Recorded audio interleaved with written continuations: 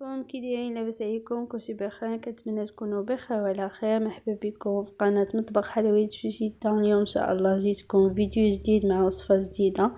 اليوم ان شاء الله جيت نحضر معكم رز القاضي، كتجي رائعه وجديده بزاف في الشكل وفي المذاق رائع. كنتمنى انها تعجبكم. خليكم مع المقادير وطريقه التحضير. المقادير ديالنا: عندي كاس ديال دقيق فينو، عندي جوج زلايف ديال الدقيق ابيض نوعيه جيده، عندي ملح، وعندي كاس ديال الماء. هنا غادي نعجنها في العجانه. عندي هنا جوج زلايف ديال الطحين نوع جيد، عندي كاس ديال فينو نوعية جيدة، عندي ملح،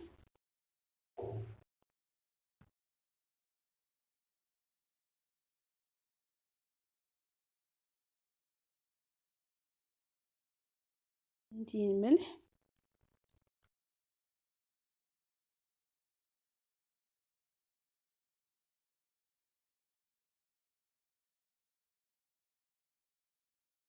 المكونات ديالي مزيان بهذه الطريقه.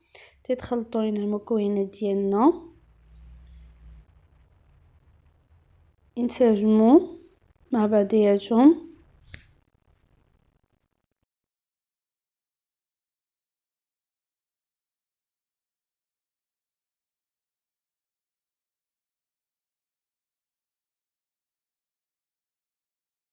دابا غادي نعجن العجينه ديالي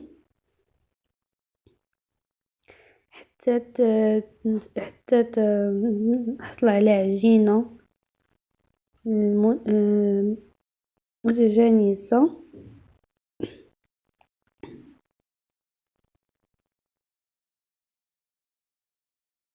تكونش العجينه قاصحه بزاف وما تكونش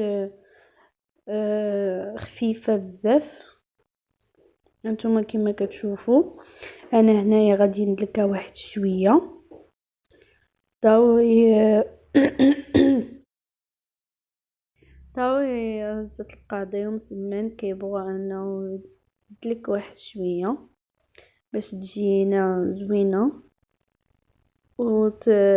ونحصلوا على عجينه اللي تعاوننا ما تعذبناش.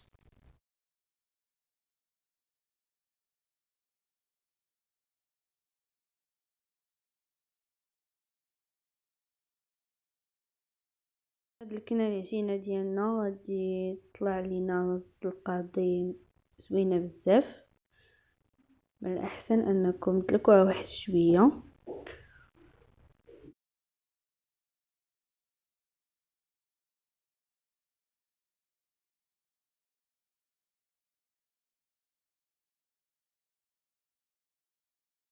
العجينه ديالنا فاش كان نعجنوها ما تكونش مخوفه بزاف. كنقدروا اننا نتحكموا في العجينه ديالنا كيف ما بغينا. ما نخلوهاش ثقيله بزاف، ما نخلوهاش جايه بزاف، وتكون على هذا الشكل كما كتشوفوا باش نقدروا اننا ندلكوها ونتحكموا فيها كما بغينا. هانتوما كما كتشوفوا انا دلكتها مزيان. دابا غادي نخليها ترتاح واحد 15 دقيقه. قداش ما بغيتو تخلوها خلوها هانيه باش ما خليتو العجينه ترتاح، باش ما غادي تطلع لكم رزيزه بشكل رائع، باش ما تحصلوا على عجينه زوينه بزاف. هنايا انا دهنت شويه بالزيت وغنحطو باش ما تلصقش ليا في الاناء ديالي. دهنت بواحد شويه ديال زيت المائده وغنخليها ترتاح.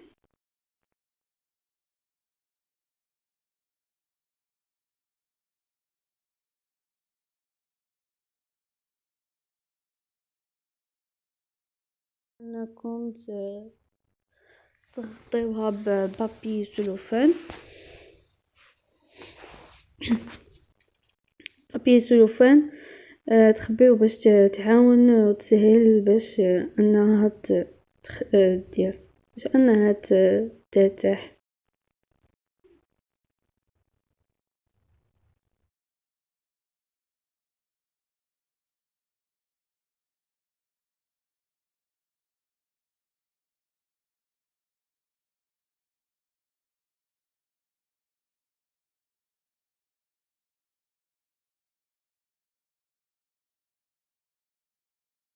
تحت لينا العجينه، نتوما شوفوا كيفاش كتجي زوينه بزاف. هنا غادي ناخد بلاطو، غادي ندهنو بالزيت المائده، ندهنو مزيان، وغادي نشكل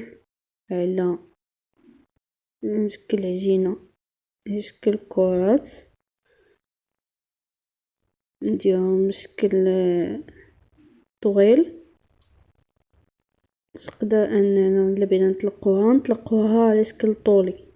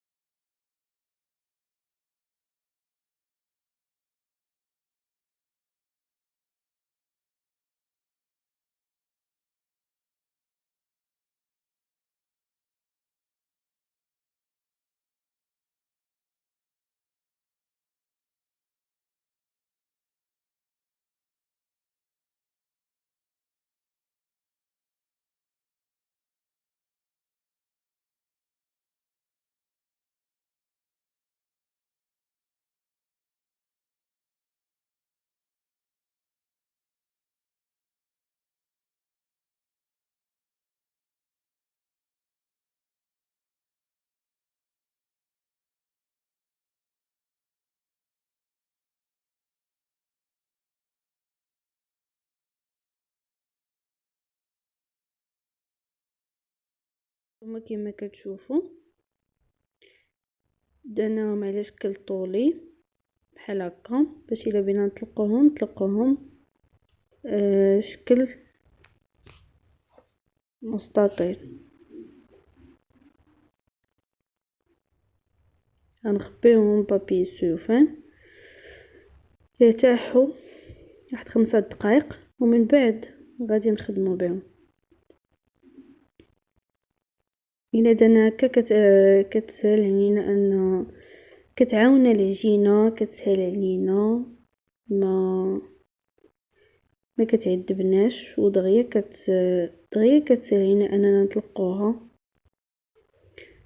ودابا غادي نطلق العجينه ديالي، غادي نرش واحد شويه ديال الدقيق ابيض وغندلك على شكل طولي كما كتشوفوا بحال هذا الشكل. كما كتشوفوا العجينه كتجي رائعه، كتقدروا انكم تحكموا فيها كما بغيتوا، ما كتلصقش معنا، كتجي رطبه وكتجي رقيقه.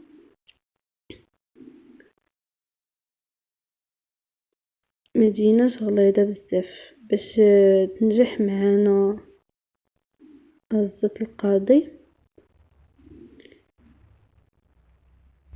نتوما كما كتشوفوا حليتها شويه بالعرض والطول،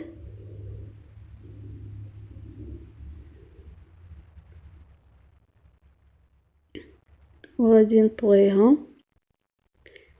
على 4. هانتوما كما كتشوفوا درتها على شكل مسمن. غادي نعاودو نفس الطريقه ضروري انكم ترشوا بواحد شويه ديال الدقيق باش ما تلصقش لكم العجينه في الطاوه اللي البلاصه اللي كتخدموا فيها. نحلو هكا شويه بالعرض كما كتشوفوا، ما نحلوهاش بزاف على قبل نديرو على حساب الماكينه ديالنا.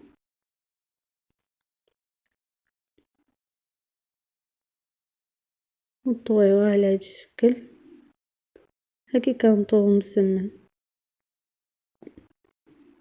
كتجي خفيفه ورقيقه بزاف، كتجي زوينه بزاف، تقدر انك تحكم فيها كي بغيتي وكتساعدنا في الخدمه كتعذبناش هكا باش تجينا هزة القاضي تجينا ما تجيناش معبده، تجينا خفيفه.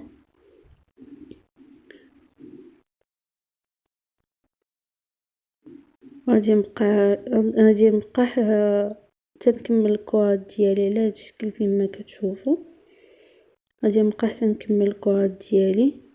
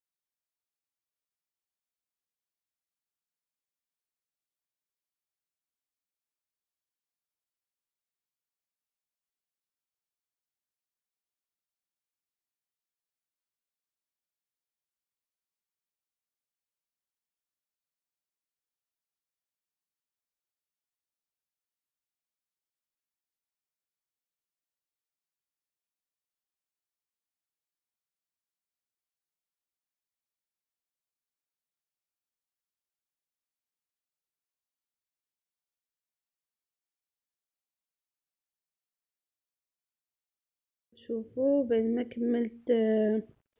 كملت الدليك ديال العجينه ديالي.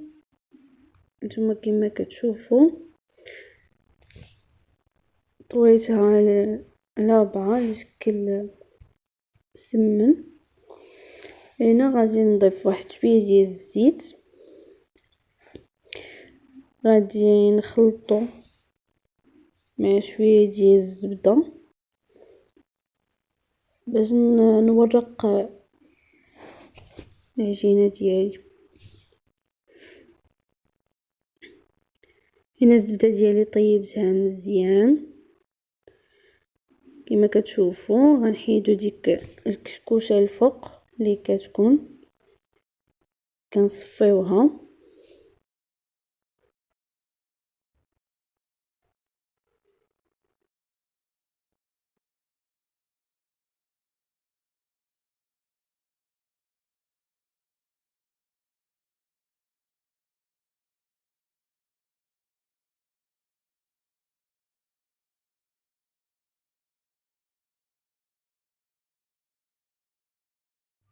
هنا غادي ندلك العجينه ديالي،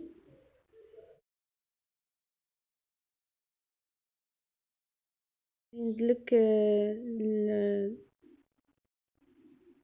الكره الاولى اللي دلكت، هي الاولى غادي نبدا بها. كما كتشوفوا انا دلكتها شويه بالمدلك. دابا غادي ندوزها في الماكينه نما 7. هي فاش بدات هي فاش دوزت العجينه ديالي.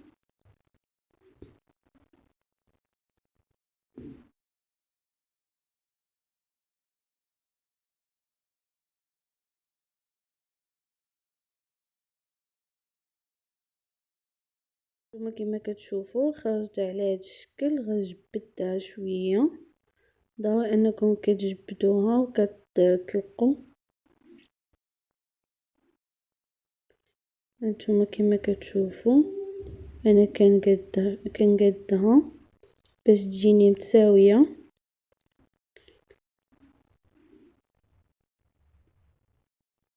وتجيني مقاده. هنا غادي ناخذ المدلك. انايا هاد القضيه كتجيني سهله بزاف، هاد الطريقه كتجيني سهله. ما كنقدرش ما كنلويهاش على يديا، كنلويها بالمدلك. وبغيت نشاركها معكم. هاد الطريقه كتجي زوينه بزاف وسهله وتتعطي نتيجه رائعه.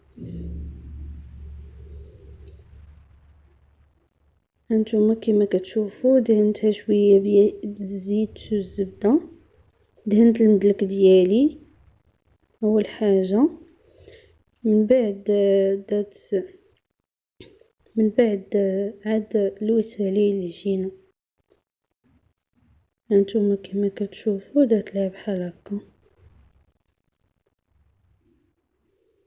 هانتوما شوفوا كيفاش كتجي، كتعطينا قياس واحد وكتجمع لينا العجينه مقاده.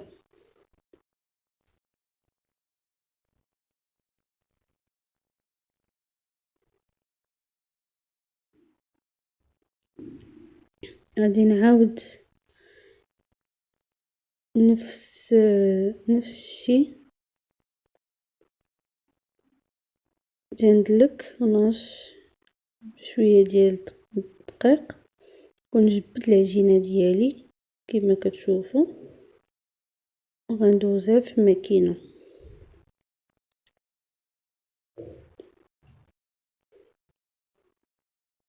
انتما كما كتشوفوا كتنزل خفيفه ما كتكونش ثقيله.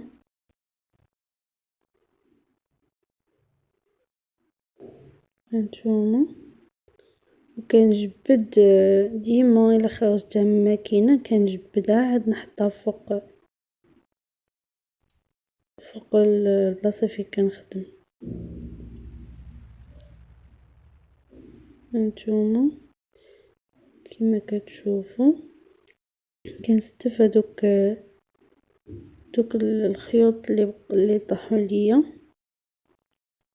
كنستفهم.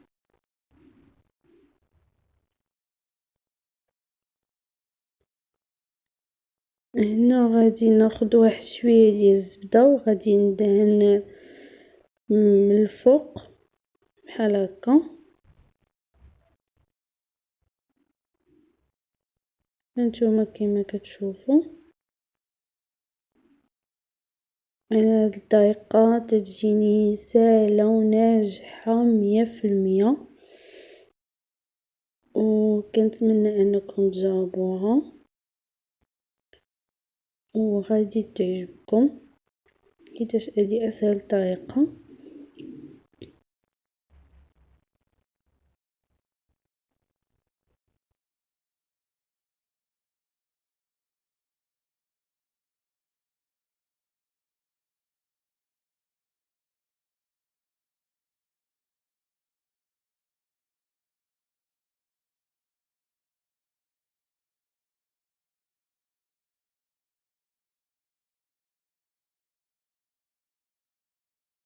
بحال هاد الشكل باش ما تبقاش لينا البلاصه مجموعه وبلاصه ما مجموعهاش. فاش كنخرجوها من المدلك كنجمعو دوك الوسط، كنجمعهم وتنديرهم لداخل وكان نحشي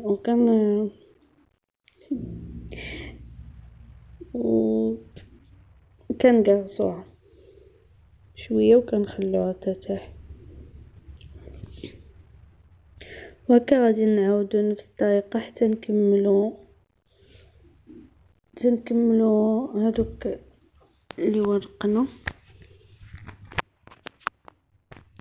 نفس الشيء.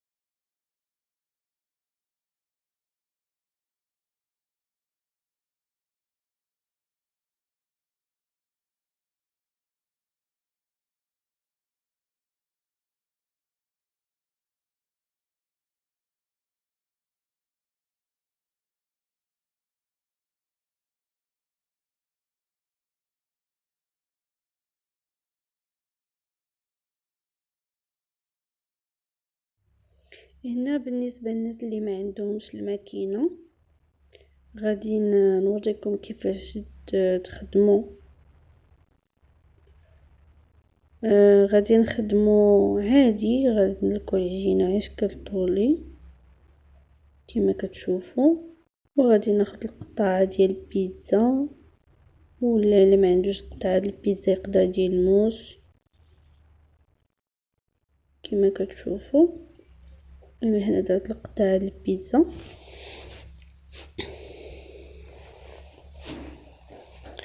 سنقطع بها.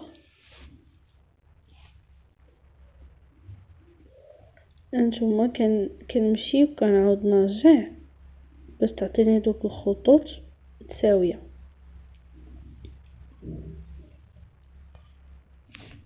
وكنكمل على الطريقه اللي درت معكم اللي كندير. باش تكملوا الخطوط ديالكم كدهنوها بالزبده وكديو تطويوها بمندلك نفس الطريقه. هي اللي ما عندوش الماكينه يدير هاد العمليه اللي درت معكم، حتى هي كتجي سهله. هي كتاخذ واحد شويه د الوقت، ولكن بالنسبه للناس اللي ما عندهمش الماكينه يقدروا يصبروا.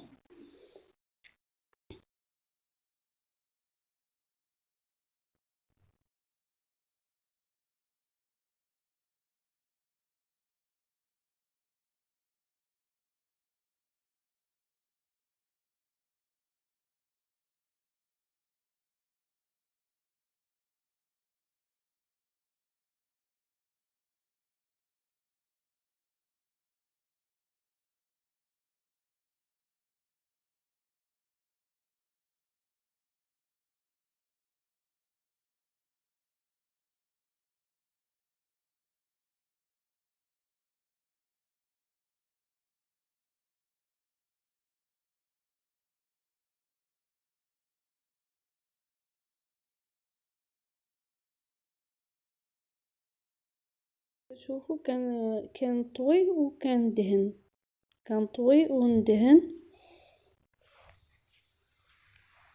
الزبده ديالي والزيت. ما ندهنوش بزاف باش ما تجيناش ميدمه، غير شويه.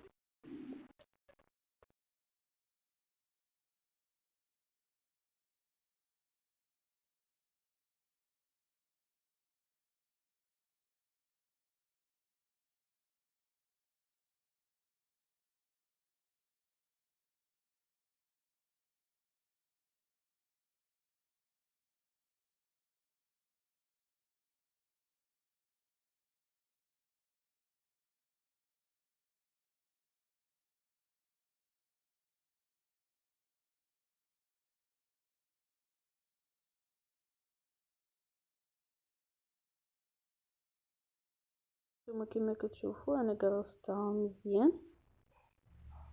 قرصتها شويه باش تجيني مقاده.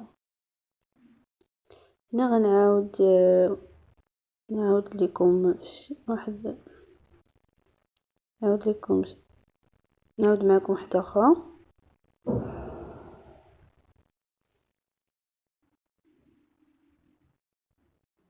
كما كتشوفوا كنرشها بالدقيق،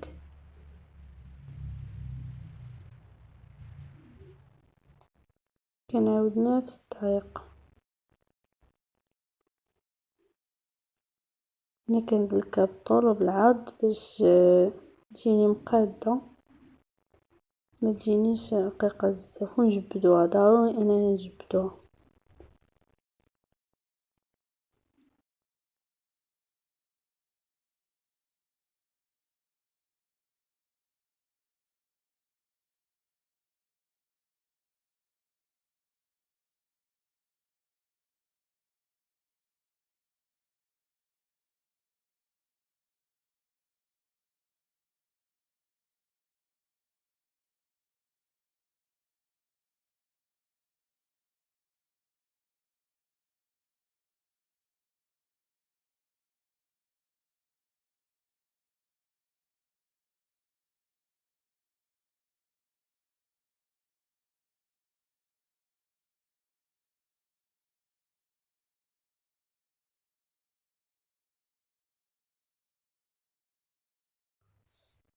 هنا اللي ما عندوش المدلك يقدر يدير قاعة ولا شي حاجة.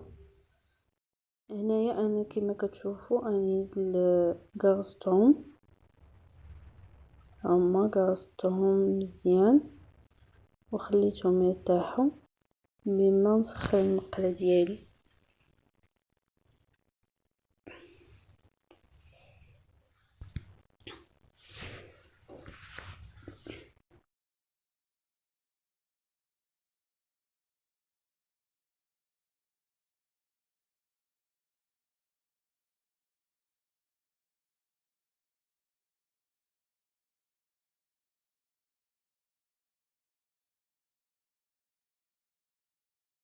هانتوما كما كتشوفوا كندهن بشويه ديال الزيت وكنقرص غير من الوسط باش ما تجينيش غليظه. الوسط ضروري انكم تقرصوا الوسط باش ما تجيكمش غليظه من الداخل. ما نقرصهاش بزاف، ما تكونش رقيقه وما تكونش غليظه بزاف. كنأكد عليكم البنات ان الوسط ضروري انكم تقرصوه باش ما تجيكمش غليظه من الوسط، ما تجيش غليظه من الداخل.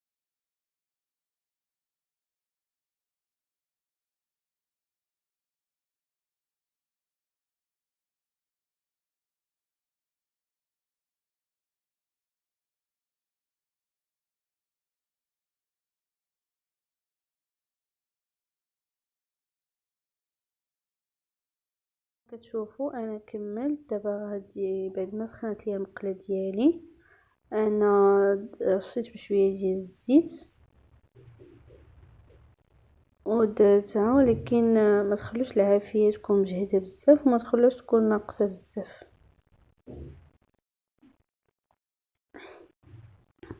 حاولوا انكم تبقاو تقلبوها على هكا وترشوا بواحد شويه الزيت باش طيب في الجهه الاخرى تحلوا دوك الخطوط اللي درنا. هانتوما شوفوا بحال هكا باش تحل يبانونا دوك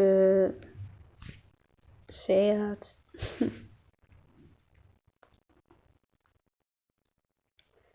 هكا باش تتنجح معنا الزيرو.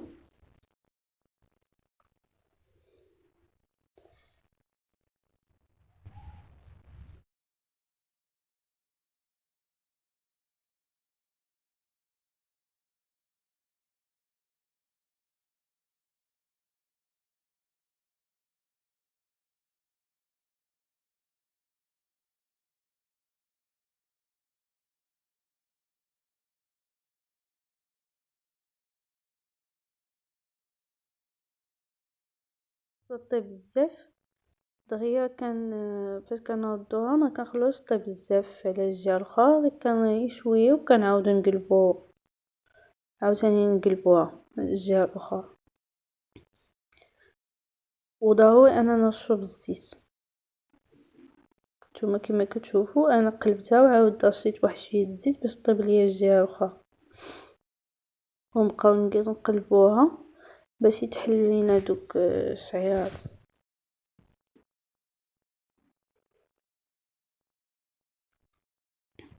ونبقاو هكا حتى نكملوا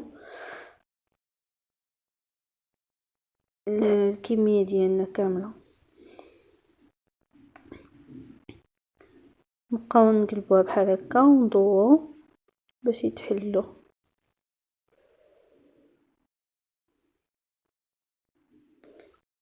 هانتوما كما كتشوفوا بدات كتحل.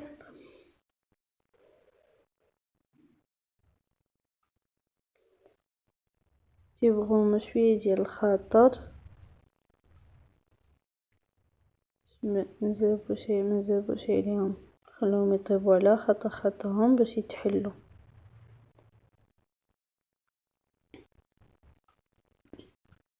وما نضيفش الزيت بزاف، ديري شويه ديال الزيت. كما كتشوفوا انا ما درتش الزبده كثير في الاول، وحتى فاش نطيب ما كنديرش الزيت بزاف، يعني كتجي ناشفه من الداخل، ما كتجيش مزيته بزاف.